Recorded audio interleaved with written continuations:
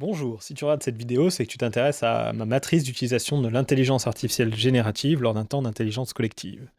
Cette matrice est un premier jet, une construction de par ma pratique de facilitateur qui utilise l'IA générative dans son activité, des possibles de l'IA dans son activité. J'ai déjà identifié différentes catégories de process pour utiliser l'IA au service de l'intelligence collective. Le premier, c'est le fait de capter. Il faut capter l'information des participants, il faut capter l'intelligence collective des participants. On va rentrer dans le détail tout à l'heure. Ensuite, cette captation, il faut la transcrire, c'est-à-dire la transformer en quelque chose de lisible par l'IA. Ensuite, l'IA générative va traiter cette transcription, et cette transcription va être restituée pendant le temps d'intelligence collective ou après. Mais ça ne s'arrête pas là, parce que cette restitution peut ensuite servir à une ouverture de la réflexion lors du temps d'intelligence collective.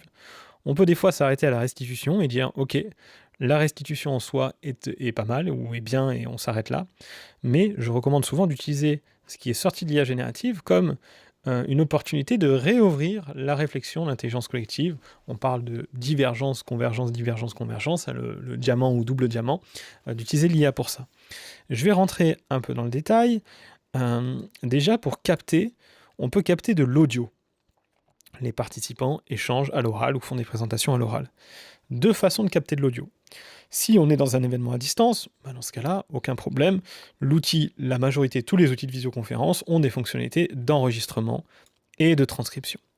Si on est en présentiel, il y a deux façons selon moi de faire. La première, c'est de doter chaque groupe d'un dispositif d'enregistrement de type, vous savez, comme les enregistreurs à main. Et ensuite, le facilitateur technique va pouvoir récupérer tous ces enregistrements. Une autre façon de faire, plus simple et qui demande moins de moyens, c'est de demander à un des participants d'enregistrer avec son téléphone. Dans tous les téléphones, aujourd'hui, il y a des fonctionnalités d'enregistrement avec un enregistreur. Et donc, ce que je recommande, c'est plutôt de demander aux participants d'enregistrer avec leur téléphone et ensuite de vous envoyer cet enregistrement par mail, sur un drive ou sur WhatsApp. Ça, c'est pour capter de l'audio. Ensuite, on peut capter du texte. Le plus évident, c'est des post-it. Les personnes prennent des notes sur des post-it ou prennent des notes sur une feuille plus large. D'accord ?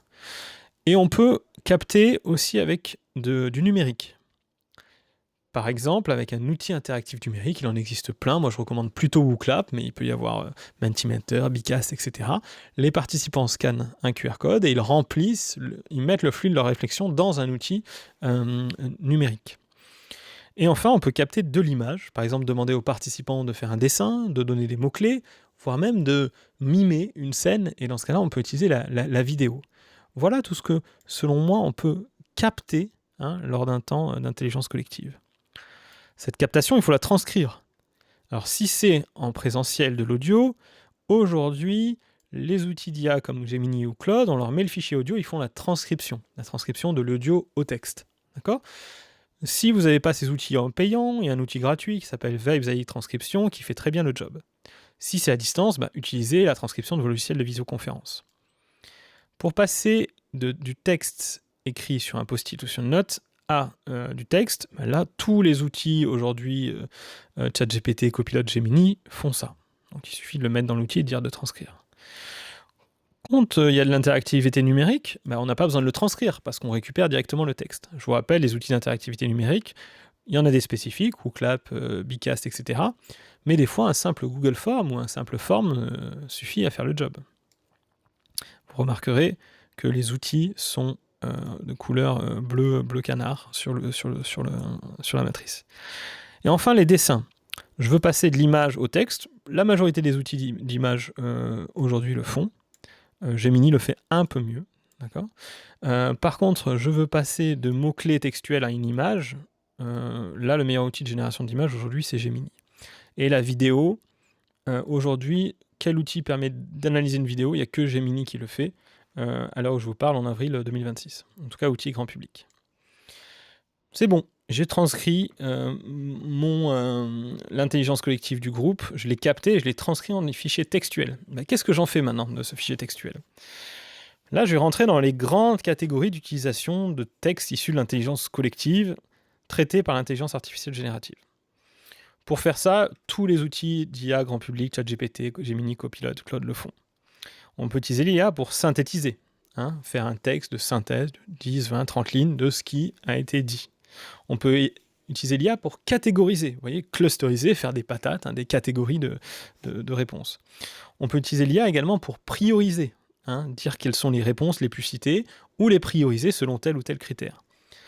On peut demander aussi à l'IA de faire preuve de créativité, c'est-à-dire de dire à l'IA, tu ne vas pas réagir par rapport à ce qui a été dit, tu vas trouver des nouvelles idées qui n'ont pas été dites par les participants.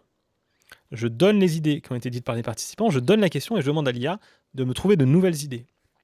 Et on peut aussi demander à l'IA de challenger et de faire un feedback. Ok ? Et ensuite, cette restitution, cette synthèse, cette catégorisation, on peut les projeter, les restituer lors du séminaire sous forme de texte, de liste ou autre. Mais tous ces éléments-là, que ce soit de l'audio, de l'image ou autre, on peut aussi les transformer. Par exemple en poème, vous voyez, quelque chose comme ça, ou en plan d'action.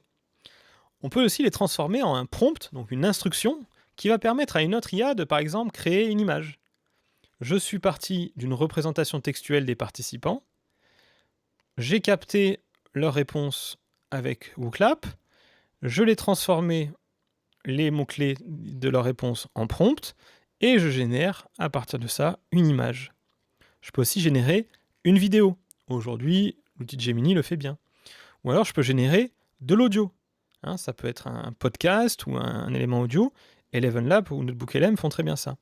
Je peux même générer une musique. Ça s'y prête. À partir de la réflexion collective d'un groupe sur un sujet, je vais générer une musique avec un outil comme Suno. J'ai restitué le fruit de l'intelligence collective traité par l'IA. Je m'arrête pas là. Je peux m'arrêter là. Des fois, ça suffit. On a capté l'intelligence collective, on l'a transformée en chanson, c'est sympa, on a passé un bon moment, c'est super. Mais on peut aussi aller plus loin et se servir, par exemple, de l'image générée pour faire réagir. Quand vous voyez l'image que vous venez de voir, qu'est-ce qui vous vient, qu'est-ce qui vous prend ? Ça peut être aussi de creuser. Quand vous voyez la liste qui a été fournie, qu'est-ce qui manquerait ou qu'est-ce qu'on n'a pas identifié ? Voire même challenger. L'idée, c'est de ne pas s'arrêter là et d'ouvrir, d'utiliser le fruit de l'intelligence artificielle saisi, le fruit de l'intelligence artificielle qui a utilisé l'intelligence collective du groupe pour continuer à ouvrir la réflexion. Voilà. Cette matrice, je viens de la développer il y a peu, donc je suis vraiment preneur de vos feedbacks et de vos idées, que ce soit pour la forme, le fond, améliorer la compréhension ou alors rajouter de nouvelles modalités. N'hésitez pas à m'écrire par mail, je serai ravi de vous lire. Je vous souhaite à tous et à toutes une excellente fin de journée.